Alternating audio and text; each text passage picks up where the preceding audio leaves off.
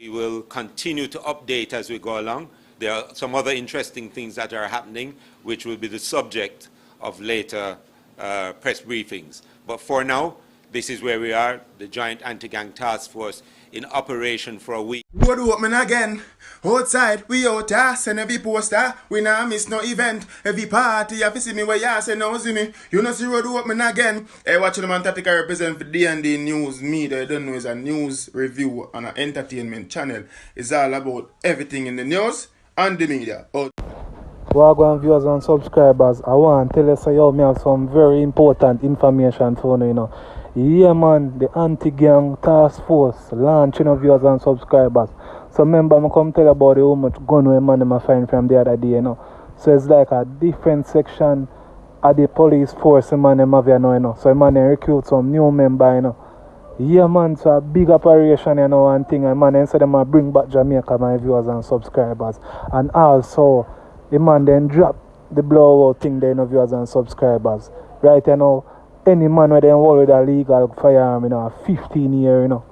You understand? So right, you know, I know say no fireman them are going with foolishness them, but it's supposed to run. Yeah man, I run like Raya Corby. No joke, viewers and subscribers. You get what me I say, and this good right, you know, because I end the idea before a man think for do something, he might look for 15 years. I just we gun alone no viewers. 15 years, you know. But I will give you the whole information on that on a different video. I make you hear what I go on another meeting here. Yeah man, I make you see everything what I go on. We will continue to update as we go along. There are some other interesting things that are happening, which will be the subject of later press briefings. But for now, this is where we are, the Joint Anti-Gang Task Force in operation for a week and has already reaped some successes. So thank you, ladies and gentlemen.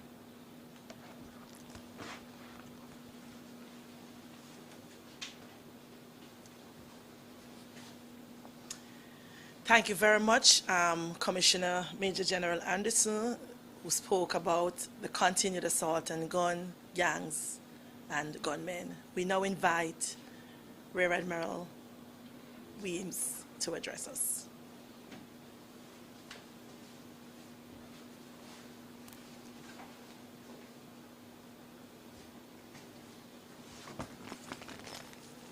Thank you, SSP Lindsay.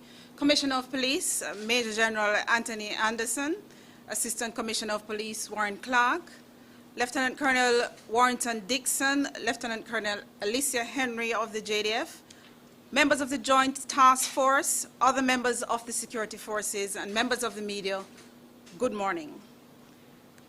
This morning, I'm here to invite law-abiding citizens of our country to imagine a Jamaica where the threat of gangs is not causing you and your children to cower under your beds at night, where there's no extortion and where children can play freely. There are over 7,000 men and women in the Jamaica Defense Force who come from communities just like yours, and they want to know that their families are safe when they are working to protect you. So understand that the service that the Jamaica Defense Force is giving is a professional one. It is also a personal one. And this is why, through this joint initiative with the JCF, you can trust that this is our intention to create a safer Jamaica. Thank you for joining us this morning as we launch the Joint Anti-Gang Task Force. Its mission is to work jointly to address the threats of gangs with guns in our communities and ensure a safer and secure future for all citizens. The JDF has been committed, intentional, and strategic about the support we provide to the JCF as we work to reverse the norm of gunmen being comfortable in any space.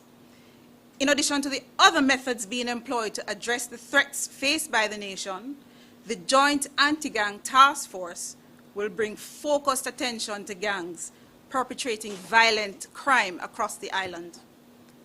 The JDF, as the Commissioner of Police said, will bring dynamic and flexible military expertise to this task force, ensuring joint intelligence and the securing of the spaces in which we engage. This will allow the JCF to focus on the pursuit of gangs and the apprehension of their members who terrorize communities. The JDF's assessment is that the youth are featured prominently in the expansion of gangs and gang activity in communities. This is why we are seeking to strengthen our own youth engagement efforts to provide an alternative and positive action path in society for youth to prevent them from being pulled into gangs. The military personnel in this task force has been specifically selected to work with the JCF team. They are trained in human rights, and they're also very familiar with the rules of engagement.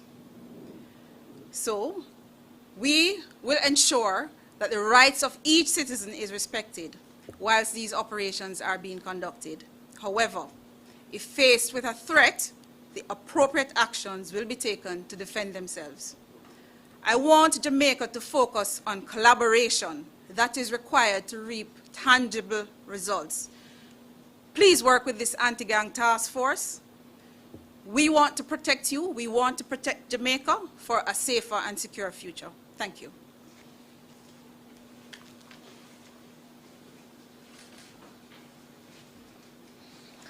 Thank you very much, Rear Admiral Weems Gorman. So we have heard from both leaders, and the intent is very clear. This task force will be focusing on gangs, gun and gunmen.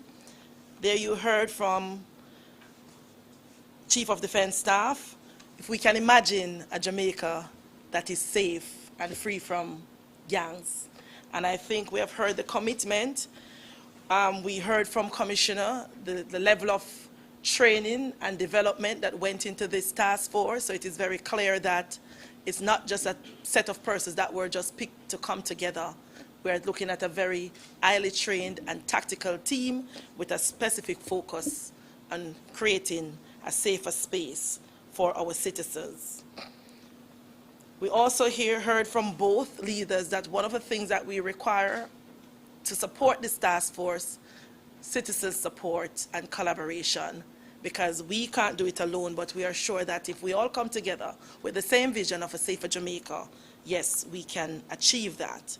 So we're going to open the floor for a few brief questions around this matter. We ask that we get the short versions of the questions, and it's one question per person. We take probably about 6 questions or so. So I don't know if there are any questions or all the answers were provided. Yes, I see. Could you identify yourself and your media house, please? Steven Stapleton, Nationwide News. It's optional. We can hear you, if you can project.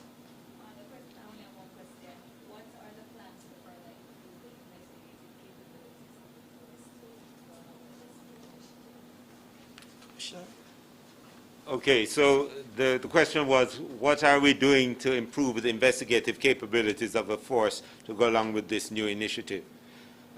So the investigative capability of the force was improved and is being improved constantly, and it's ahead of this initiative. This initiative is supporting that. And the numbers show it. The work of, I have here in the room, our people who have been dealing with the anti-gang cases and so on. They are there.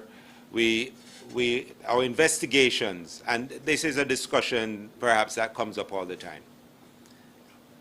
And let me break it down for you. We have about just over 3 to near 3,500 persons in prison at any one time. It remains pretty constant.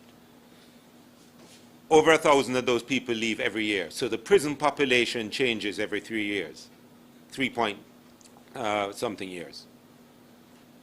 In order to keep the prison at 3,000 plus after their population changes every 3 years, it means that we are investigating, carrying cases along with the DPP's office and the clerks of courts to keep people in prison and keep filling up the prisons. That's how many cases we bring, even though the whole population changes essentially every 3 years. And so the investigative capability of the JCF is actually pretty significant.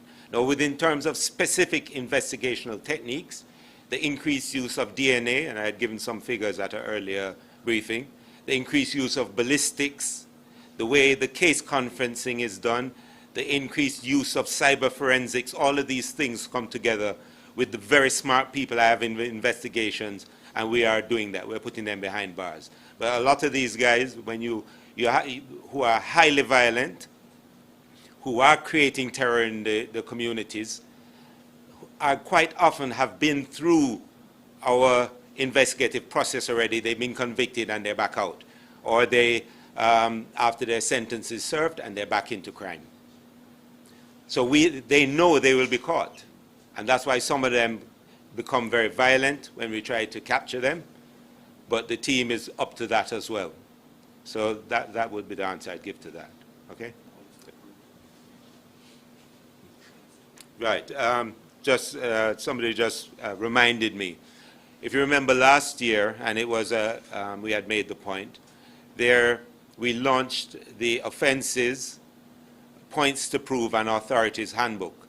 This was a 3,000+ page digital workbook that you can, once an offense, you have identified an offense, it can carry you through the entire process of how that offense is proven and what are the legal authorities to do that proof. It's a useful book and document, not only to investigators, but it's a useful document for even prosecutors as well.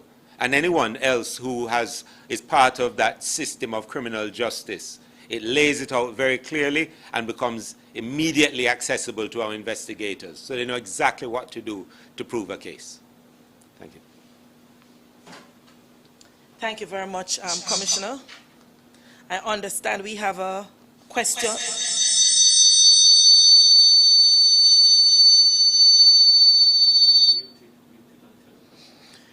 I understand we have a question from Kimon Francis on Zoom from the Gleaner Company.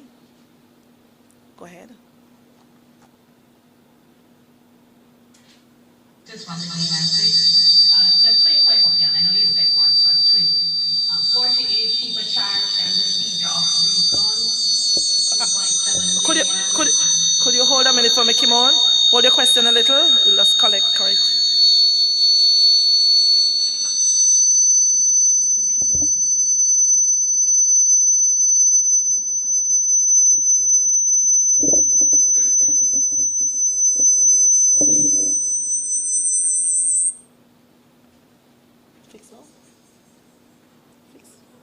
It's okay now? Okay, Kimon, you can now go ahead with your question.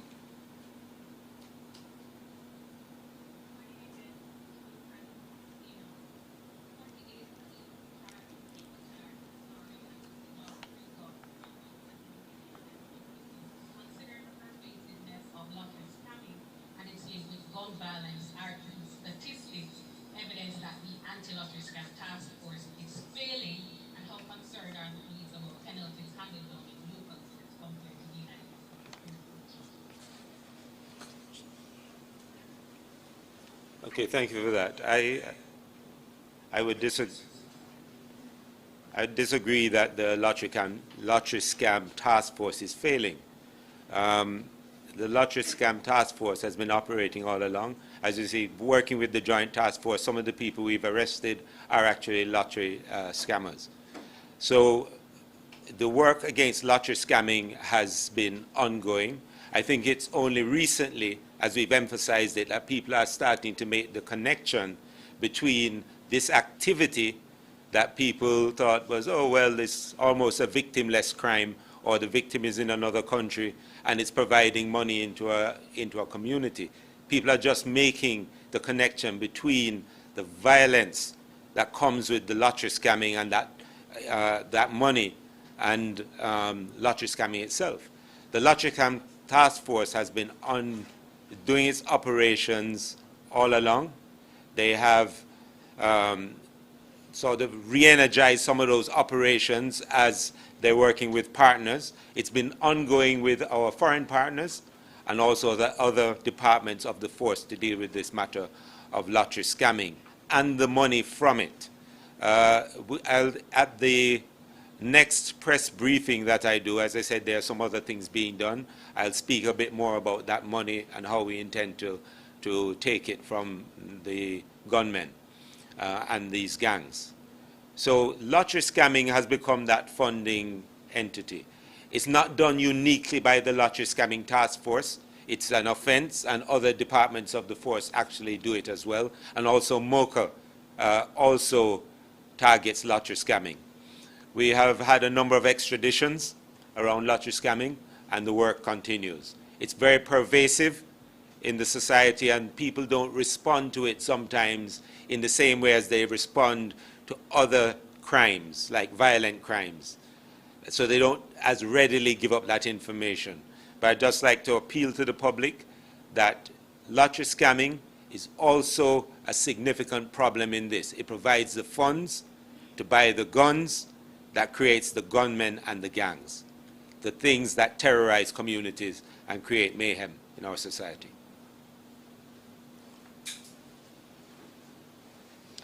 Thank you very much, Commissioner. We have a question from Dominique, CVM. On that note, Mr. Commissioner, what is the long-term vision or operation in tackling scamming and the migration of scammers?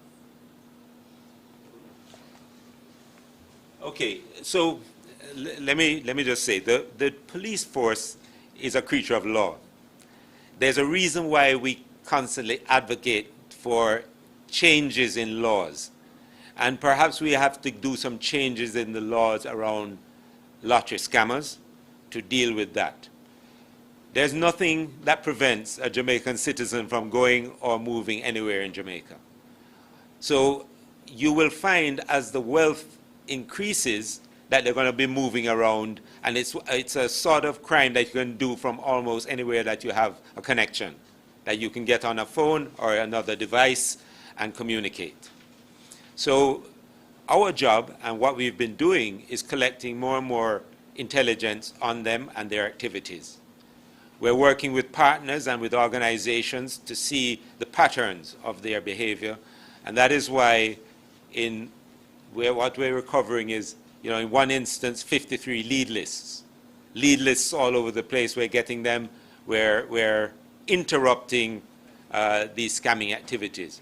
Ultimately, however, they're going to be put before the courts, and depending on the sentencing or the regime that they're exposed to, they will either get back into business quickly or they'll be away for a while, anticipating alternates to lottery scamming.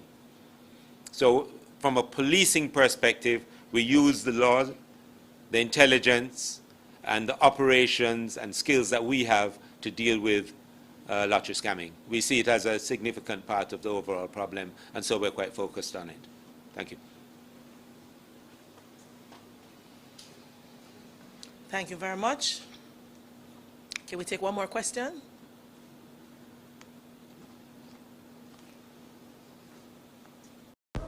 Yeah, man, viewers and subscribers. So, as what I say, man, then serious, man, then ain't no skin teeth thing. So, you don't know. We want to see the country get better. We want to see a better Jamaica. Because right now, people are dead like dog, viewers and subscribers. But at the end of the day, we get some good information. We don't celebrate yet still, Because we don't want this to be a 1 month or a 2 month thing. But viewers and subscribers, like, comment, share, and subscribe. And we see the work I put in, we see the progress I go on. So we just open, man, and keep focus and just keep the thing going, Yeah, man, we don't want to hear nothing, no 2 month or no 3 month time, Yeah, man, viewers and subscribers, we want to see result every day, or every week, should say. Big up on yourself.